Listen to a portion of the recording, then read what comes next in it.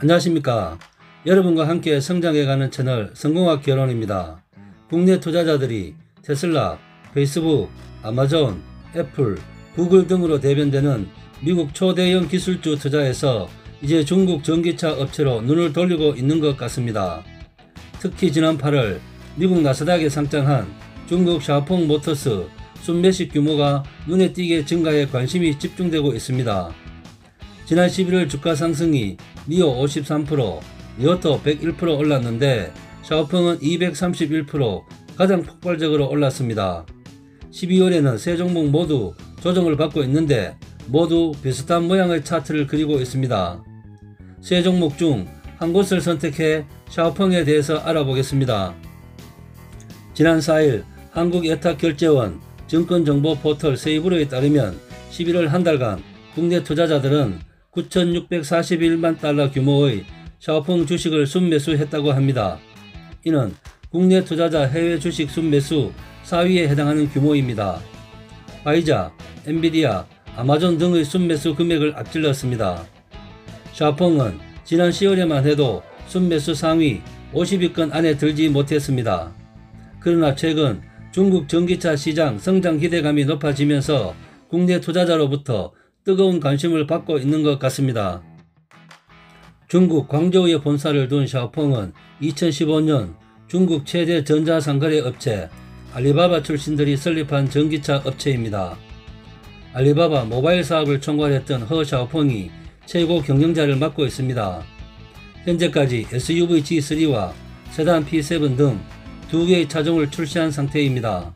샤오펑은 설립한 지 6년밖에 안 된 전기차 업체지만 중국 전기차 시장의 가파른 성장세에 힘입어 니오 등과 함께 중국 테슬라로 불리며 주목을 받고 있습니다. 하이투자증권에 따르면 10월 중국의 전기차 판매량은 14만 8천 대를 기록했습니다. 유럽 13만 8천 대, 미국 3만 2천 대 판매량을 앞서는 수치입니다.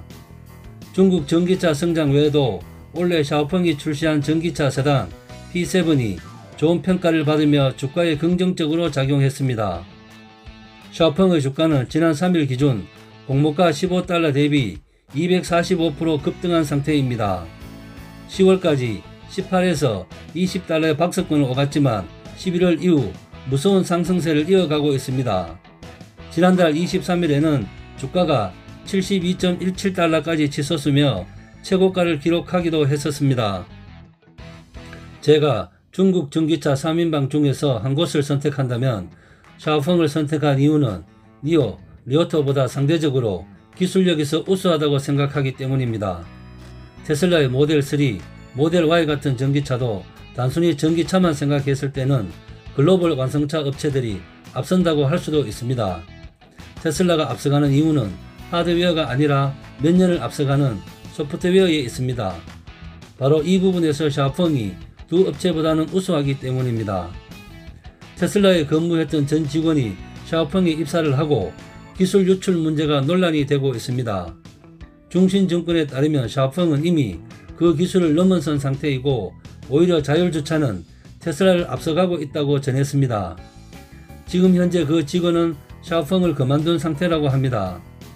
임은영 삼성증권연구원은 샤오펑은 중국 업체 중 가장 뛰어난 소프트웨어 기술을 갖추고 있다면서 BYD의 한 모델과 비슷한 가격대이지만 자율주행 칩을 갖고 있어 향후 기능 업그레이드가 가능하다라고 설명했습니다.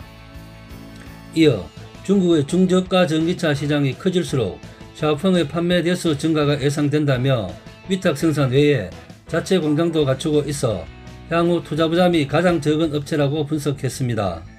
다만 최근 주가가 지나치게 급등한 측면이 있어 투자에 주의할 필요가 있다는 지적이 나오고 있습니다.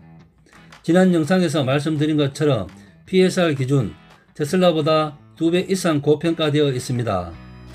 샤오펑의 3분기 매출액은 전년 동기 대비 343% 증가한 20억 위안으로 집계됐지만 순손실은 11억 위안을 기록하며 적자폭을 키웠습니다. 또한 성장 가능성은 높지만 아직까지 적자를 면치 못하고 있다는 점도 유의해야 합니다. 정진수 현대차증권연구원은 샤오펑을 비롯한 중국 전기차 업체들은 아직까지 적자를 기록하고 있기 때문에 밸류에이션 측면에서 상대평가가 불가능하다. 샤오펑 측에서 직접적으로 가이던스를 제공하지는 않았지만 2024년 이후에 흑자 전환이 가능할 것이라는 전망이 나오고 있다 라고 하면서 향후 양상 계획과 투자 상황에 따라 변동성이 나타날 수 있다 라고 조언을 했습니다. 지난 영상에서 말씀드린 해외 지주회사 책임법도 단기적인 노이즈로 작용할 수 있다는 우려가 제기되고 있습니다. 외국 기업은 미국 상장기업 회계감독위원회 회계감리를 3년 연속 통과해야 한다는 법안입니다. 외국 기업 모두가 대상이지만 사실상은 중국 기업을 겨냥한 법안이라는 평가입니다. 정연구원은 법안이 통과되더라도 기업을 바로 퇴출시킬 수 있는 것도 아니고 중국 기업의 글로벌 자금, 특히 미국 자본이 많이 투입되기 때문에 미국의 자충수가 될 수 있다라고 하면서 기업 펀더멘탈 측면에서 큰 이슈는 아니지만 단기적으로 심리적인 측면에서 영향이 있을 수 있기 때문에 지켜볼 필요가 있다라고 설명했습니다.